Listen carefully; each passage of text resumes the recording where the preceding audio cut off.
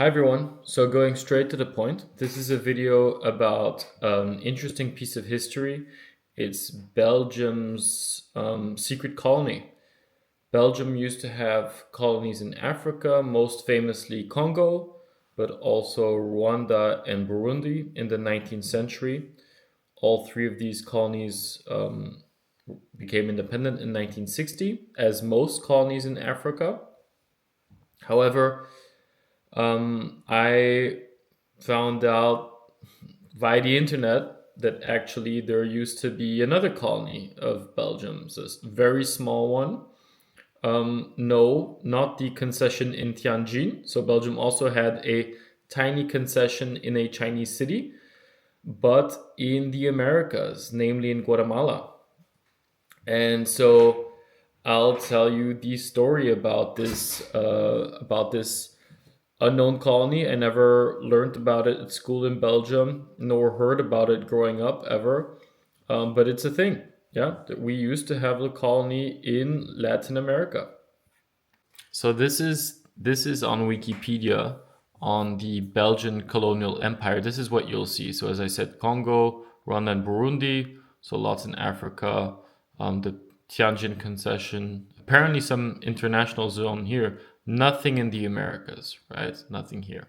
However, if we look at the history of this area called Santo Tomas de Castilla in Guatemala, we see the first chapter is that it was a Belgian colony, right? So it was settled in 1840s by Belgium. And if we look at the map, it wasn't such a small colony. So this is a French-made map. So in French, I mean, probably by Belgians at the time. We can see here the region. So it was the southern part of this Lago de Izabal, Lac d'Izabal, and then Santo Tomas, which is today called Puerto Barrios. Yeah.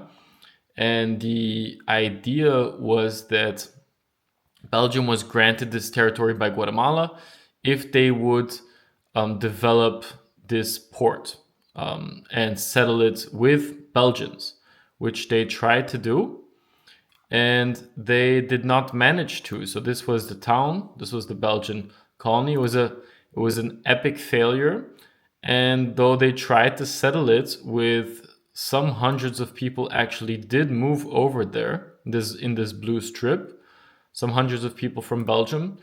In the end, due to all the diseases and I suppose to an incorrect structure or a settlement structure, it didn't work out, and the settlers escaped back to Belgium. The colony was abandoned. It was taken back by the state of Guatemala. And yeah, so if you look on the map here, we can see that, I mean, for Guatemala, it would have been a very small part of Guatemala, this little area here. This little area. So everything to the south of this lake here was part of this concession or part of this little colony.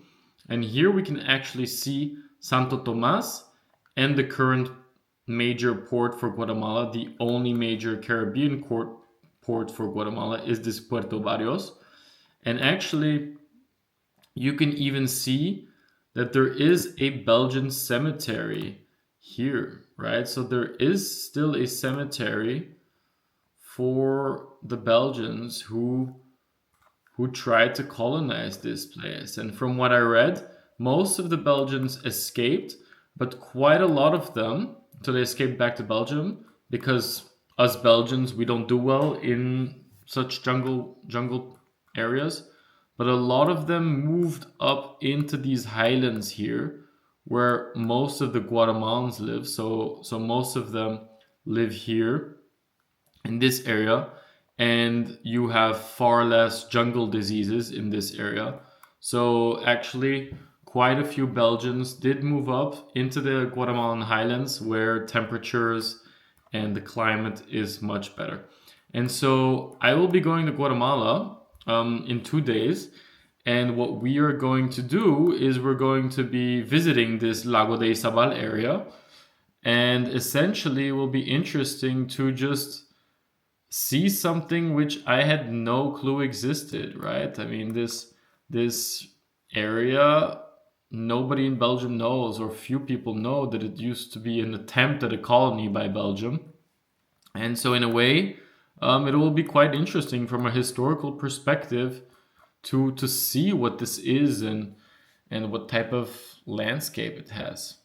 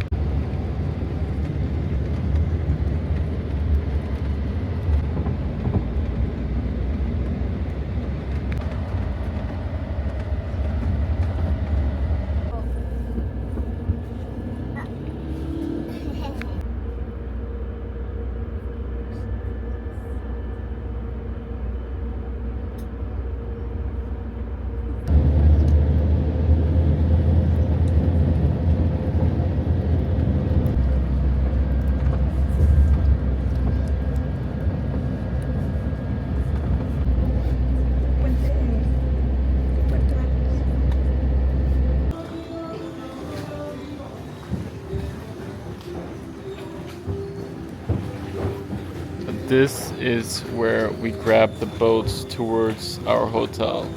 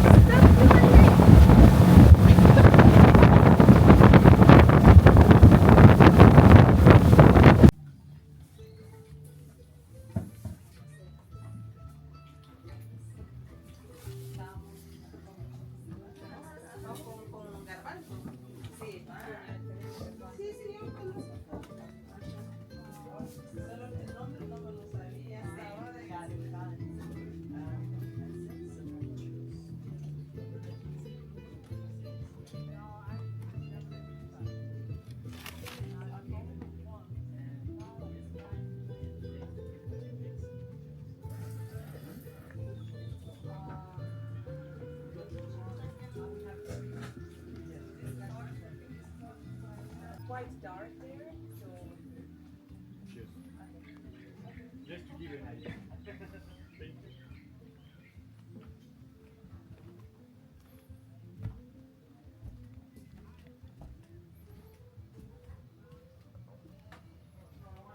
This is the central chilling area, with a room above us overlooking the water, and then the local dog. And if we continue here, you have the shower and bathroom, the common shower and bathroom area.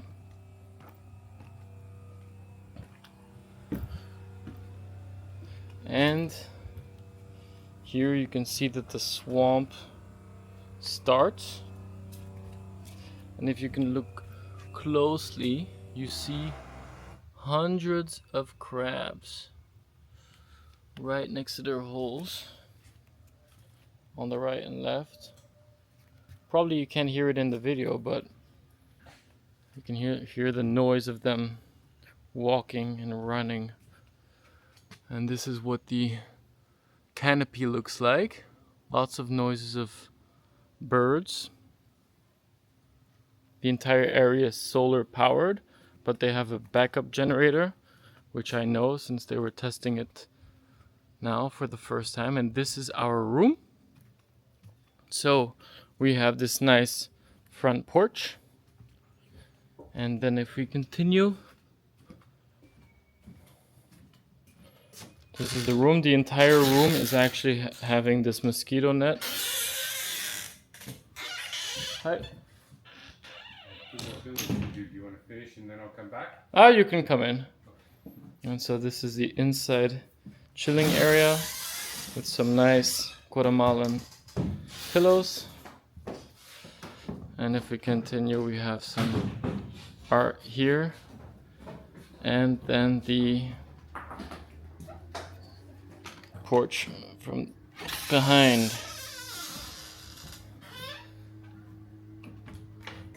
For some chilling.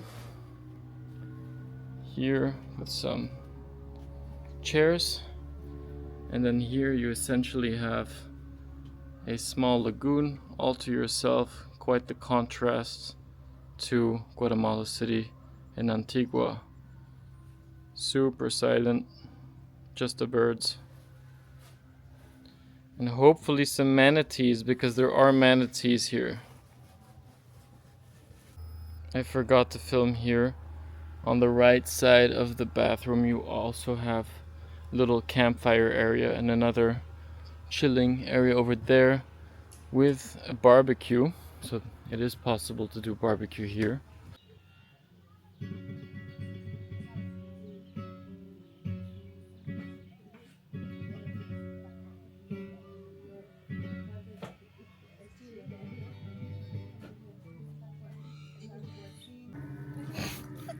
This is the hummus pita bread snack with the beautiful sunset view here in Rio Dulce, Guatemala.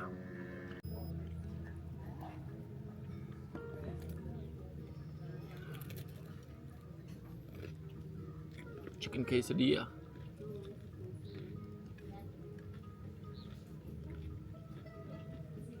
What do you think of the chicken quesadilla? It's warm. Yeah.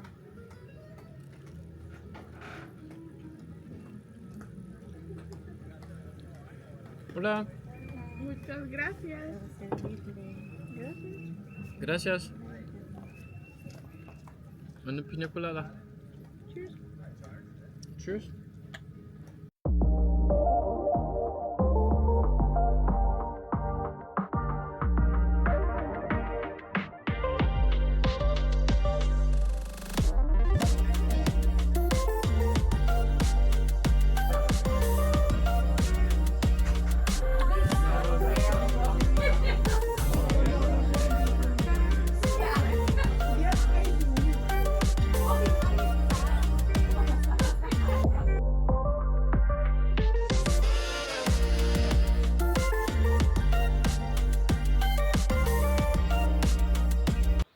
So last night, we slept quite a long time. It was a big storm though during the whole night, which means that the swamp here, or the mangroves, are slightly flooded. And I decided let's do a little tour of this jungle around the house, yeah, and look at what types of plants and what types of wildlife we can find. So what we see are the typical type of mangrove forest plants, so the trees with the wide bases. So they're spread widely, so they won't fall over with strong winds, and they can capture a lot of the water. And then we also have these interesting root structures, right? And there's also quite a lot of wildlife. So if we were to look down here, we see that there are crabs everywhere. Those little white things there, if you can see, those are all crabs. Those are a type of white crab, yeah? And they're all running to their little holes because they see me staring at them. You see there's one in its hole right over there, just popping out. Right, it's gonna pop right there. You see how big its hand is? That is a huge hand. And look at this one here, it's protecting the opening to its house with its hand. Ooh, they're fighting actually. He's chasing the other one away. There we go. So these things have, oh, they're all coming outside since I'm not moving anymore. They're all coming outside. They seem to be not aware that I'm still here, but they're all doing a little ritual. Look at them all popping out from their holes everywhere. Maybe you can't see them, but these were all hiding inside their holes previously. Now we've got them popping out from all sides and moving their claws in an interesting way. Not exactly sure what for. So what is interesting here is that we go from these trees here, you know, these sort of normal trees with normal bases, and as we hit the water, it really turns into mangroves, right? So the typical mangrove forest.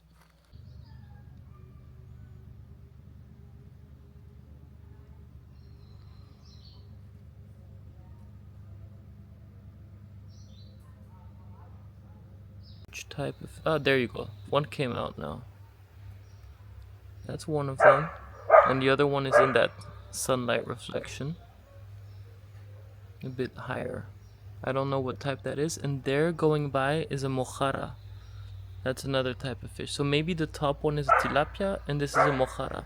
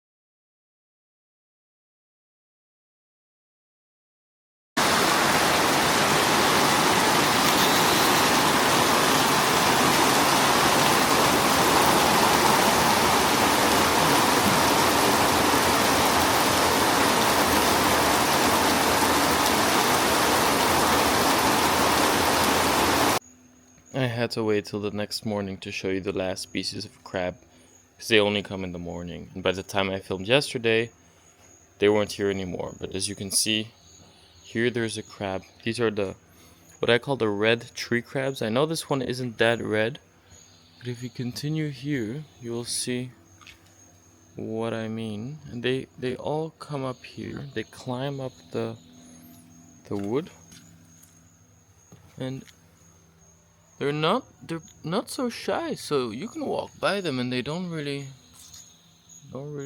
care too much. Oh, I missed it. There it is. So our morning routine is to walk over from our room here. This is the toilet. This is where we can brush our teeth. And then this here is where you can take a shower. And Chiqui's taking her shower right now. Then we head over for breakfast over there.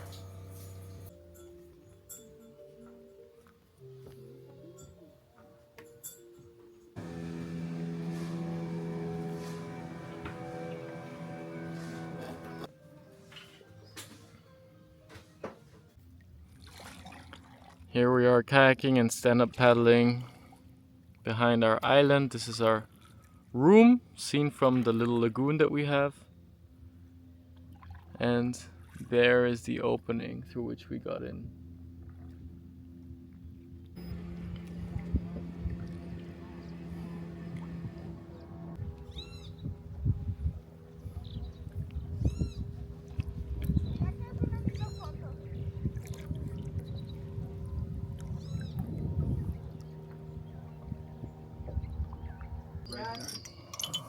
You came at just the right time. Oh, were they? You sent them. No tenemos 5. Floating market. No tengo 5. Lots of different woodworks from the forest here ¿Está bien? and Faltan 5. shells. You see, we did something about it, and then we're like, Why didn't you do it before? it was your job, guys. Because they were doing this. Probably. Yeah, that's what happens every And now, These are hot springs, and you can maybe see the mist or the steam coming off. It's really hot at the surface, but below it's cold because it's connected to the open water.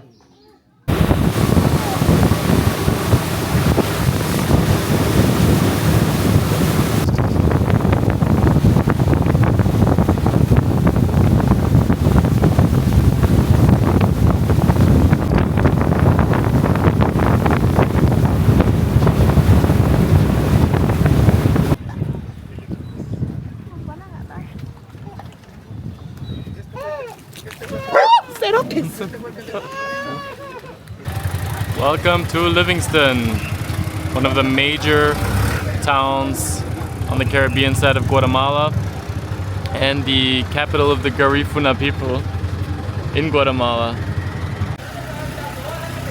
Here we are.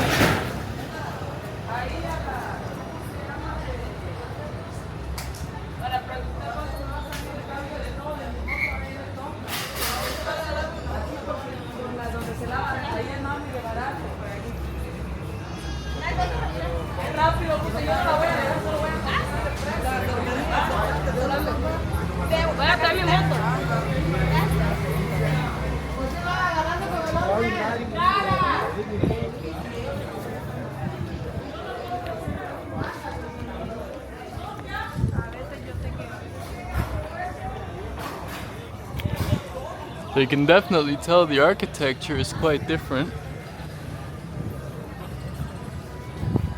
More Caribbean style. And the people are also very different. Much more sound, let's say.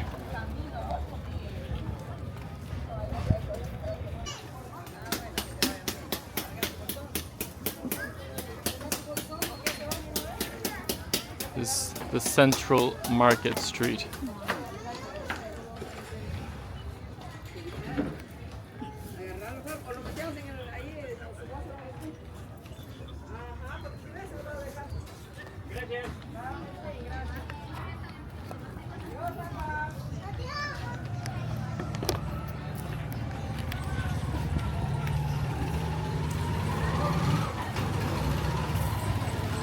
Here, fresh tortillas.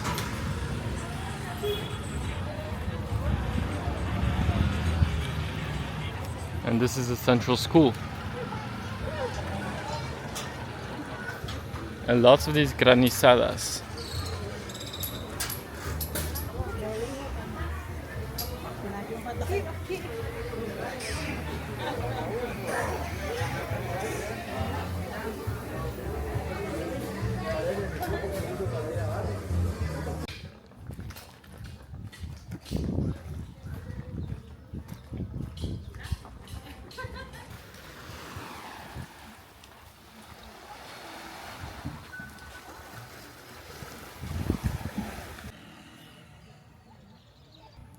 With a sign to take pictures at.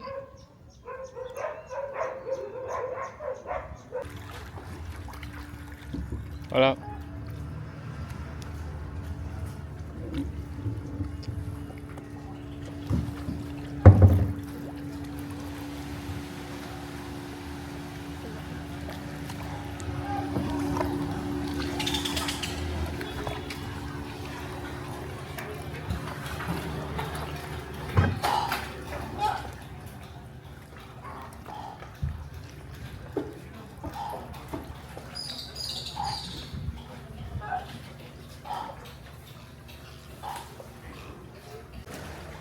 This is in the Hotel Casa Nostra in Livingston. Have a nice little dock for swimming. So here we are. To give you an idea, this is Guatemala and we are all the way at the end of Rio Dulce, right here in a town called Livingston. Livingston is a English sounding name because this is actually a town which is mostly inhabited by people called the Garifunas. So it's actually a black-skinned people, roots from Africa. I believe they're escaped slaves and they speak another language called Garifuna. But essentially what is interesting here is, as I said in the video before leaving on this trip, this whole southern region was the old Belgian colony, a bit like Belize, but much smaller. As you can see, Belize is much bigger, and this would have just been that little area. And so now we're actually on the other side of the Rio Dulce. So this side would have not been part of Belgium, but this southern side, everything on the southern side would have been part of Belgium. And so where we are staying, which is called La Isla Dulce. I'm going to put this as somewhere I've been. La Isla Dulce would have been on the Belgian side because, as you see, it's on the southern side. And I would just want to give you an idea of what the southern side looks like. So here we're from Livingston on the northern side, looking on the southern coast. So that is the southern coast of the Rio Dulce side. It's also the sea, and to the right there is the estuary, or this is the estuary leading up into the Rio Dulce. And those hills would all have been part of that Verapaz region. And behind this area is Puerto Barrios, and then also Santo Tomas, because now Puerto Barrios is the main port, but Santo Tomas would have been the main place that the Belgians tried to build a port unsuccessfully for a couple of years before abandoning it. And as I said, this region is very, very jungly, very humid, lots of mosquitoes and other types of animals which they had no immunity to, and so they basically abandoned the project, abandoned trying to settle it with criminals and unemployed people. That was the idea, sort of like Australia but for Belgium, a tiny little Australia for Belgium. We're not going to go to Santo Tomas, it's too far away. We're leaving tomorrow morning back to Guatemala City, so this was our little tour in the Rio Dulce. Very nice, very calm place, and also to Livingston, which is, I guess, a place you have to come if you go to Rio Dulce. It was nice. It was a calm location. And we're gonna try some typical Garifuna food here now that we're here. Yeah. And one interesting thing about Rio Dulce is actually there is a lot of foreigners. Not necessarily tourists coming from land. There are tourists coming from land.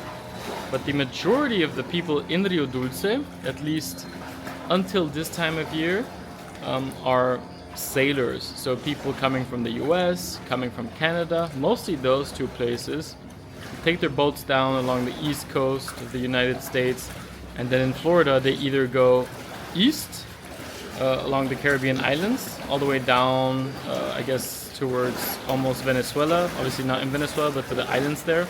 Or they go along the west route, which would take them down all the way past Mexico, past the Yucatan, and then Belize, and then they would hit here, Guatemala. And Rio Dulce is apparently, according to the people, one of the best spots to hide during the hurricane season, because it's very well sheltered and it's very cheap, right? So it's cheap and it's relatively safe.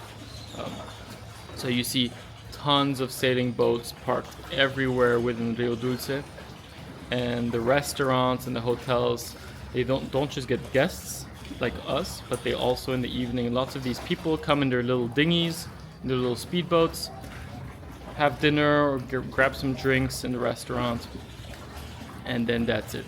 Yeah, so they have like a double clientele.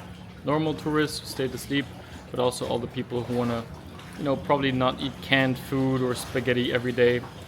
They go to the hotel and try it out.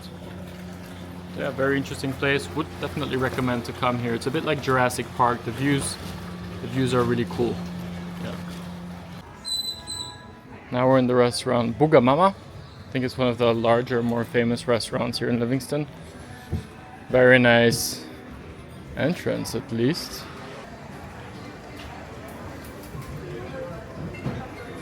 With their own little bar section.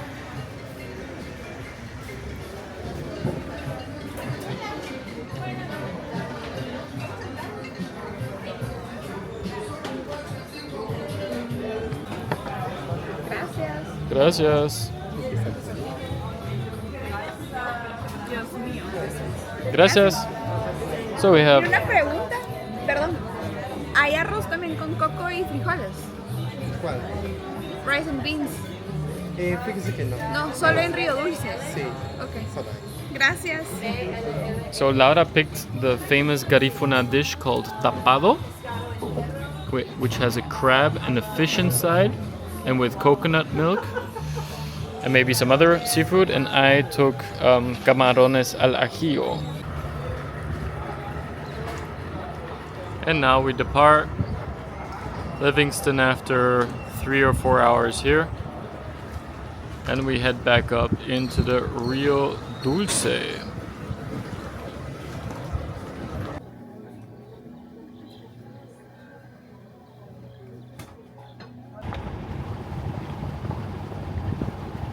On the way back to Rio Dulce with some Quebecois people who kindly invited us along.